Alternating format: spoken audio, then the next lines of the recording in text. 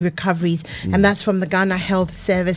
Just a quick around the world. So you remember that there was something going on in Tanzania where they were talking about the fact that some of their tests may have problems. Yeah. And well, the CDC has said, the African CDC has said that there are no problems with the test that they are aware of. And so that case continues, because remember that a goat and a pawpaw tested positive. Yes.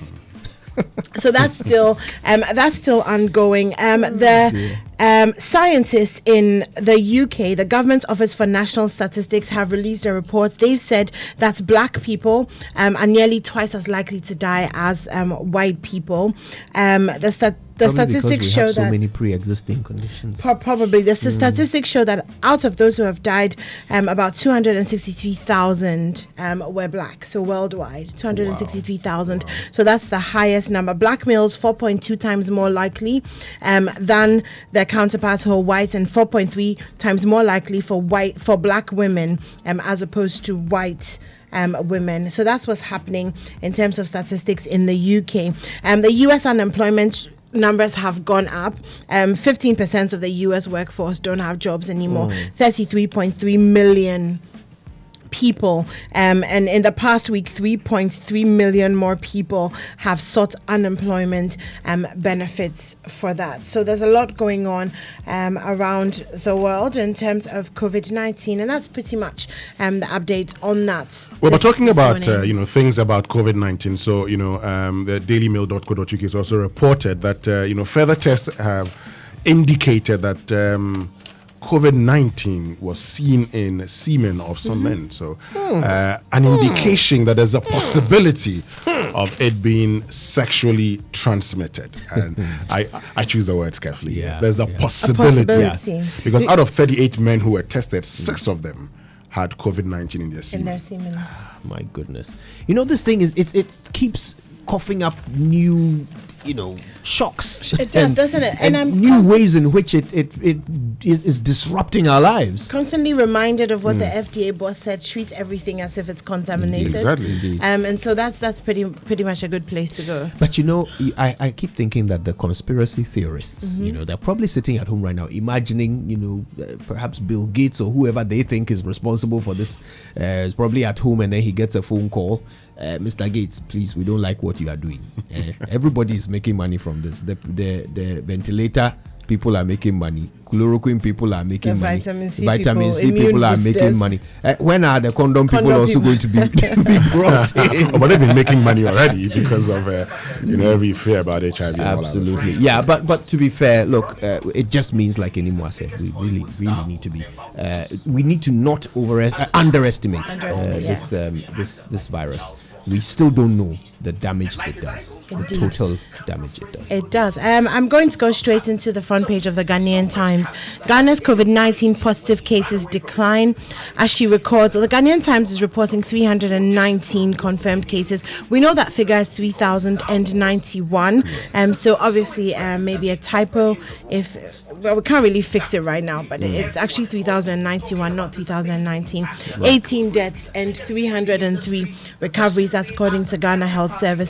COVID-19 stimulus package for businesses, 200,000 SMEs to receive 600 million Ghana cedis. And Winston, a lot of SMEs have been waiting for information on how the 600 million Ghana cedis was going to be disbursed. They did say at first that by May it would be rolled out, but now we're being told that the portals are being tested, because it's largely going to be an online system, and they're going to put out criteria for eligibility as well in the coming days. So we'll keep our eyes on that one. Chief Imam urges NPP and NDC to collaborate to fight COVID-19. On the back page of the Ghanaian Times, UK-based Ghanaian doctors and dentists have given PPEs worth 52,500 Ghana cedis to 3 entities. And the Daily Graphic says a stimulus package for 200,000 businesses, 600 million to power operations, and no mask, no entry measure enforced in Accra.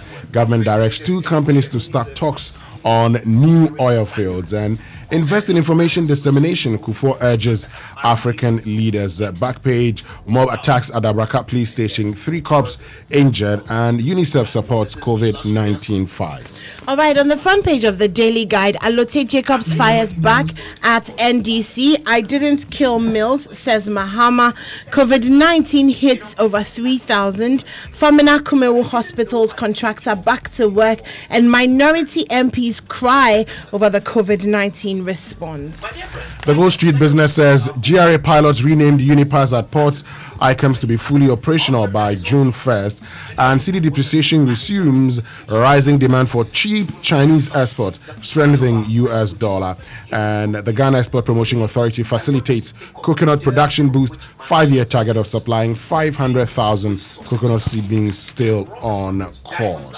All right, the Finder is reporting 5.06 billion Ghana cedis paid to depositors, 2.1 billion paid in cash, 2.95 paid in bonds, cash payments for 98% of 290,000 depositors. NPP donates to National Chief Imam. Ghana's confirmed cases of COVID-19 peaked on April 25th. Oh God, every time I hear that word, I just shiver. But anyway, that's according to Dr. Bedu Sarkodie. I'll bring you more on that story and the minorities' response to all of that. Cabinet examines COVID-19 impacts and recovery measures. We know that Cabinet is going into a 3-day retreat to discuss the impacts of COVID-19 on the economy and if what they're doing is enough. And I guess some more measures to be put in place ahead of possibly the president speaking on Sunday. We haven't heard from him in a while. Good morning, President Akufo-Addo. Hope you're well. Looking forward to hearing from you. Hopefully what you'll tell us will make us happy. Well, but talking about, the president speaking, let's get into the Chronicle. And Matthew 5, verse 42 says, "Give to the one who begs from you, and do not refuse the one who would borrow from you." Splash, Ghana likely to fall on Madagascar, FDA to test efficacy of her drug. And Takrady Freight Forwarders, Unipass not working. Social distance is too expensive, we don't sell it here. Okay. And don't relax COVID-19 restrictions, NDC. And let me also get into the daily statement that says NPP picks 2020 campaign team. Mark Meno still leads the charge. More Mahama lies exposed. Rwanda, Togo, Cote d'Ivoire benefiting from IMF COVID-19 support. And pull him down. Can't destroy me. Alote Jacobs to NDC. The new weekend crusading guide, Akufo-Addo fulfills promise. 600 million Ghana cedi stimulus package ready. KIA disinfection pressure mounts on GAC of the Ghana Airports Company Limited for ignoring health minister's letter. And Zoom Lion joins force with police to disinfect and fumigate police stations. Okay, shall I do the online review? Yes, please. It's brought to us by Zenith Bank in your best interest. And Goyle, Good Energy. Goyle, of course, wants to remind you that they care about you. So when you come to visit, please observe the following. Cover your mouth with tissue when you cough and dispose of the tissue immediately. Wash your hands with soap and running water, which has been provided in every service station, especially when you handle money. Make sure you do that. You can use an alcohol-based sanitizer if you're not in a position to wash your hands. Maintain a minimum distance of about 1.5 meters between you and other customers and, of course, the attendants. So let's observe these simple protocols and together we can defeat the COVID-19 virus. Now, if you exhibit any symptoms, don't head to the hospital immediately. Call the hotlines and ask for help at 055 2222 004 or 055 2222 005. Now, let me tell you about Enterprise and what they're doing. You know, these guys, they care. So they want you to keep your motor insurance policy active so that you can get a new motor insurance policy or you can get a new motor insurance policy with Enterprise Insurance. And then it will allow you to enjoy several additional benefits in this COVID-19 period. So you can get a free life insurance cover for COVID-19 cases. You can get free cash benefits for COVID-19 hospitalization cases, and of course a 50% waiver on all motor claim deductibles. Isn't that nice? Okay, so this offer is for both individual and corporate customers. It's valid from now until the 16th of July, and this is Enterprise Insurance's commitment to you. So remember, at Enterprise Insurance, they care. Stay safe and stay alive. Enterprise Insurance, your advantage. Terms and conditions apply. Right then, so very quickly, some headlines from around the world. We'll start with myjoyonline.com. And major markets in Obuasi are to be closed down. Also, from yesterday's show, Mahama shouldn't have had bribe-taking interview with the BBC. That's according to Stan Dogbe. He also said, I never smashed a journalist's recorder, as he opened up to us yesterday. Those stories are all on my joyonline.com. City Newsroom has GAPTE reduces operational Ayalolo buses from 75 to 100. And let me give you a headline from the BBC's website. Australia begins 3-step plan to reopen country. Yeah, I'd love to know the details of that. Now, there's another story that I'm quite interested in. It was on our bulletins, and it really struck me. Okay, so the 8-year-old daughter of Matilda Agamu, who was recently recovered from COVID-19. Corona, yeah. Matilda recently recovered from COVID-19 in Bogatanga, but her 8-year-old daughter now fears to be seen, let alone play with her friends, because of what might happen to her if she's seen outside her home. Okay, children in the community pelted her with stones while she was out on an errand because her mother has recovered from COVID-19. Now, her mother has also been forced to stop trading in the market because her colleagues say she's a plague to the community. All right, now this is a story that Albert Sorry did. Just listen to this. They stoned my daughter, and even mothers were sitting under their trees watching children to stone their fellow colleagues that she's suffering from COVID-19. Can you imagine that? Can you imagine that? Now, here's the worst thing. She has a shop. They won't allow her to open the shop, right? So she said, okay, then I'll send someone else to run the shop. They wouldn't allow that person either. So, me, I have COVID, so you won't let me do my business. It's not I have COVID, I'm recovered I've recovered from yes. COVID-19, so you won't let me do my business. So I say someone else.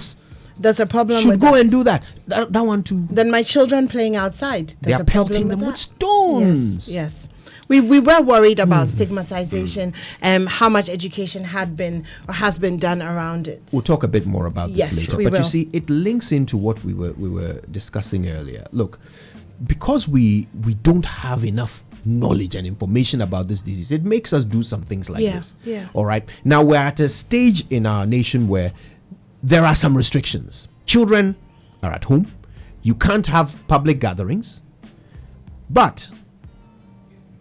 considering where we are today, considering our numbers, and you gave the numbers earlier, 3,091. Okay, we've been through a lockdown, which was instituted when we had 59 cases. Yeah, 59 cases. We lifted the lockdown when we had 1,042 cases.